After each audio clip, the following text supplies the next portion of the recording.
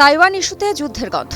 চীন আমেরিকার পর এবার জাপানও কি মাঠে নামছে? এই দাবানল ছড়িয়ে পড়ছে জাপানের দোরগড়ায়ও। আর যদি ছড়ায়, টোকিও কি প্রস্তুত সম্মিলিত আত্মরক্ষার নামে যুদ্ধে নামার? সত্যিই কি তাইওয়ান নিয়ে আসছে নতুন বৈশ্বিক সংঘাত?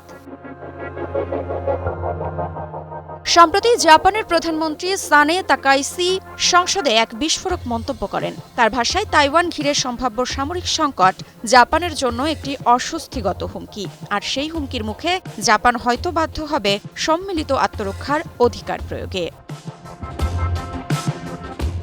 কিন্তু এই এক মন্তব্যেই চীন যেন ক্ষিপ্ত। বেইজিংয়ের প্রতিক্রিয়া ছিল তীব্র, এমনকি অস্বাভাবিক মাত্রায়।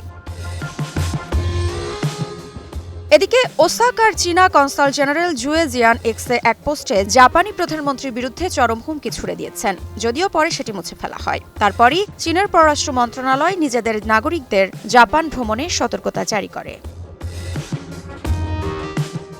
১৯৪৯ সাল থেকে তাইওয়ান মূল ভূখণ্ড চীনের বাইরে নিজস্ব প্রশাসনে পরিচালিত হয়ে আসছে। চিয়াং কাই-শেকের কুওমিন্তাং বাহিনী তখন গৃহযুদ্ধে হেরে দ্বীপে আশ্রয় নেয়। বেইজিং আজও তাইওয়ানকে নিজের প্রদেশ বলে মনে করে এবং বিশ্বের অধিকাংশ দেশই এখনো সেই অবস্থানেই। কিন্তু উত্তেজনার আগুনে ঘি ঢেলেছেন চীনা কূটনৈতিক জিয়ান। তিনি জাপানের প্রতিরক্ষা মন্ত্রীর সাম্প্রতিক পারমাণবিক নীতি পুনর্বিবেচনা প্রসঙ্গ টেনে বলেন, এটি আন্তর্জাতিক আইন ও পারমাণবিক অস্ত্র বিস্তার রোধ চুক্তির সরাসরি লঙ্ঘন। তার মতে, এই বছর নাৎসিবাদের বিরুদ্ধে বিজয়ের ৮০তম বর্ষ, আর জাপান আবার সেই পুরনো সামরিক পথেই হাঁটছে।